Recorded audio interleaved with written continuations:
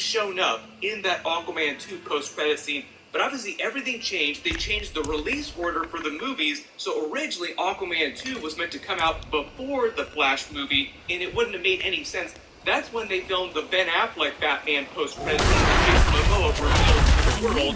That was actually meant to be released before the Flash movie actually came out in theaters. Then you all saw James Gunn was hired late last year after the Black Adam movie came out, like around that same time when Henry Cavill revealed that he'd come back for a bunch more Superman stuff. Like he literally posted this video on his Instagram telling everybody that good things were coming, like they were going to be making Man of Steel 2. They had a completely different plan for the future of DC movies and all these Zack Snyder versus Justice League characters. All those movies we were planning were meant to be like this new era of the DCEU building up to Crisis on Infinite Earths movie. Then apparently, like right when that was happening, like right as they started doing that stuff, they hired James Gunn, and he just flat out chose to reboot everything. Like, okay, we're gonna fix the DC universe by destroying it first and just completely starting fresh. That's talking about this being his last time as the Aquaman character, but always having a home at DC. Then Peter Safran, James Gunn's producing partner, who's like the other half of his new Kevin Feige that he has going on at DC now, running all the DC movies, basically said the exact same thing, reiterating that Jason Momoa, quote unquote, would always have a home at DC, implying that he would be coming back as a completely different character. I saw that logo cover and I was like, oh. Look at the guy! I was a big Lobo fan growing up, so that really happened.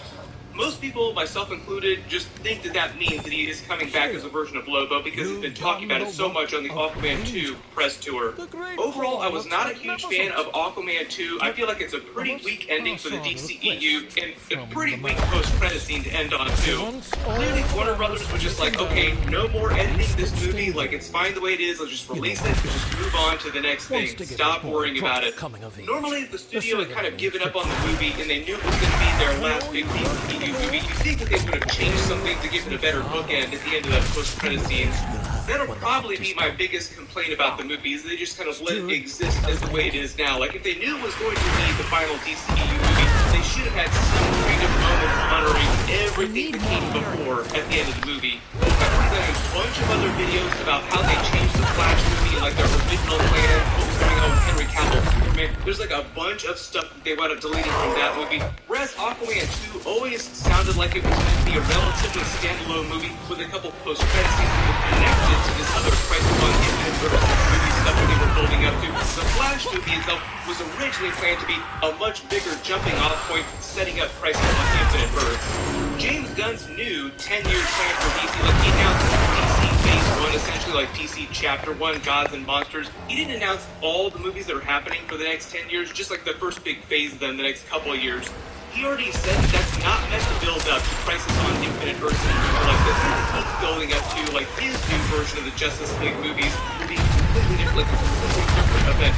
But the pictures that he posted were from Kingdom Come, so it might be inspired a little bit by Kingdom Come, at least the next Justice League movie. But it does look like the Batman 2 with Robert Pattinson is going to be fire. It looks like the Batman Penguin series is going to be great, and hopefully the James Gunn era of DC series are also going to be really cool, because all the ones that will be connected to the DCU. If you have any questions about what happened during the Aquaman 2 movie, or the ending, the post-credit scene, or just the general future of DC movies, just write them below in the comments. I'll probably try to do a full breakdown of Aquaman 2 with Easter eggs and references from the entire movie later this weekend. There's a bunch of stuff coming out, like we're in the middle of Marvel What If Season 2 episodes. Speaking of Snyderverse, Zack Snyder also released his own Rebel Moon Netflix movie. I'll try to do a couple of videos for that too.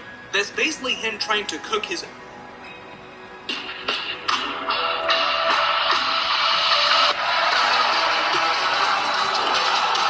Sponsored by Henson Shaving.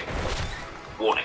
The purpose of this video is for educational, informational, and documentary purposes only. It is not intended to glorify, incite, or encourage illegal behavior in any way. Everything in this video has been taken from publicly available sources, and any footage used is covered under the doctrine of fair use. We have made every effort to ensure the accuracy of our sources, but I am not responsible for content third parties publish. All of the opinions in this video are mine alone. This video contains themes of violence, death, explicit language, and gang activity. And every effort has been made to censor this video in accordance with YouTube's advertiser and community guidelines. However, if you want to real-life videos with everything I can't show you on YouTube, please visit patreon.com/TrapLawRoss, where you can watch uncut versions of my videos for just $2 a month. But if you're not interested in that, just hit the subscribe button and get ready to hear one of the craziest stories ever told.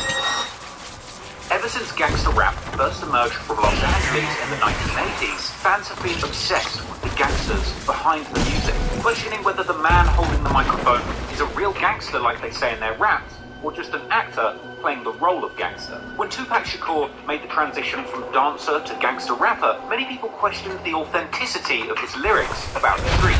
However, his infamous manager Suge Knight, a member of the Blood Gang, was undeniably a fearsome gangster with a reputation for violence. A decade after the murder of Tupac, the world would be introduced to gangster rap 2.0 in the form of 50 Cent, the street hustler turned rapper who survived an assassination attempt when he was shot 9 times. 50 Cent's gangster was unquestionable, and his backstory, combined with top-tier lyricism on the mic, made him one of the most successful rappers in the history of the genre. 10 years later, the world would be introduced to gangster rap 3.0 in the form of Chief Keef. This 16-year-old affiliate of Chicago street gang The Black Disciples would shock the rap world with songs and music videos that gave fans a window into the life of a teenage Chicago gangbanger, surrounded by goons and guns, living in a place where ordering a hit is as easy as ordering a coffee, and where many people don't stand a chance of making it to age 18. Ever since Chief Keef emerged, the genre of Chicago drill music has been characterized by booming beats combined with gritty lyrics telling real stories from the streets. But what sets Chicago drill music apart from much of the gangster rap that came before it is the frequent use of lyrics to discuss real-life crimes and murders, often even referencing the victims directly by name. Whether it's the frequent dissing of a 15-year-old gangster disciple by the name of Tuka who was murdered, to more recently, fellow Black Disciple rapper King Von, who as well as being rumored to have played a role in as many as 7 Chicago murders, would eerily make a rap song and music video depicting himself murdering longtime rival FBG Duck only months before the real-life murder of Duck would play out on the streets of Chicago, with it even being rumored that Von himself had placed the $100,000 bounty on Duck's head that got him killed. For the past few years, King Von has become a prime example of a gangster rapper who really lived what he rapped about, with his buzzing rap career seemingly being boosted dramatically by his reputation as a real killer who did dirt in the streets and got away with it. However, since King Von was killed in a fight outside of a nightclub in November 2020, Chicago drill fans have been desperately looking for the next big thing, the next drill rapper who really did all the things they rap about and were a genuine gangster in the streets, as well as on the microphone. And in 2022, drill music might have just found the realest thing since King Von.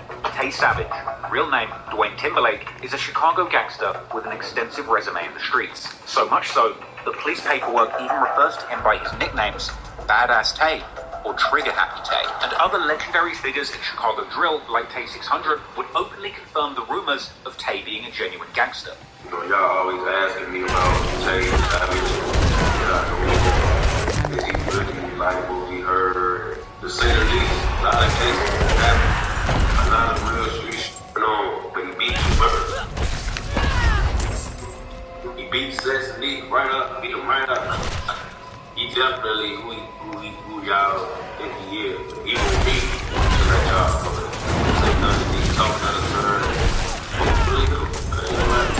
He's really the first he just never did rapping and all of that, you know what I'm saying? Like, all the fans like the rappers who rap what they really live. If y'all want to go listen to it, who really live what they rap, go listen to Tay Savage.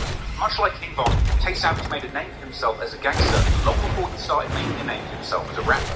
He would actually be accused of Trigger Man, 2 back-to-back murders. Yo, what the hell? That took place in 2011. Allegedly revenge for a close friend of his named Welch that had allegedly been set up and killed by the deceased duo. Tay's involvement in these murders appears to be one of the worst-kept secrets in Chicago drill history. And yet, with the streets knowing exactly what he had done, Tay Savage would end up spectacularly beaten with both murder charges in the trial. Beating his days so bad, as a result, they would come down on Tay extra hard for an armed robbery charge, which even despite efforts to take out the witnesses, resulted in Tay getting slapped with a monster sentence of 20 years in jail. However, he would end up serving just under 10 years of this sentence before being released on parole. Much like Mark, upon his release, Tay would seize the opportunity to quickly becoming Chicago's most buzzing rapper, racking up millions of spins with stories all about his life as a Chicago gang member who beats murders like they're nothing. So today, let's take a closer look at Tay Savage, the murders, the music, and the man who who everybody says is the realest gangster rapper to emerge from Chicago drill, King Barb. Y'all call him Tay Sad, bro. I call him John Wick. I've been through a lot. Shot, stabbed, locked up, murdered. All murder. A couple of murders.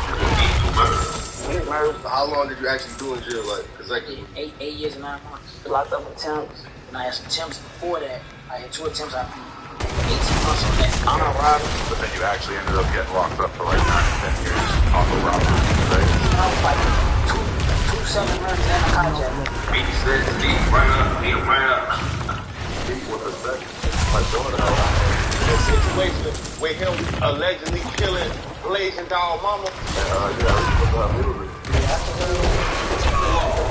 Yo, how does... I know he killed that girl mama. He shot at me, and he did. I beat those murders, you know what I'm saying? That's a blessing. All for murder. I seen somebody and I couldn't visualize their face. But whoever did had a mask on. Whoever smoked out had a mask on. Some of them were saying that I did say my name when I got a line up. I know what you take. Do some John Wick, Sean. See, I would have beat that. I would have beat that.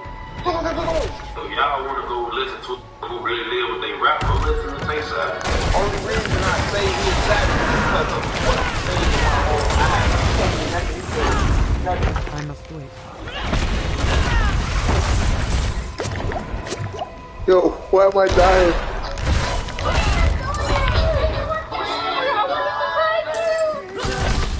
This is not just 1 hour delivery. This is help with the holidays. Right in your neighborhood. Walgreens.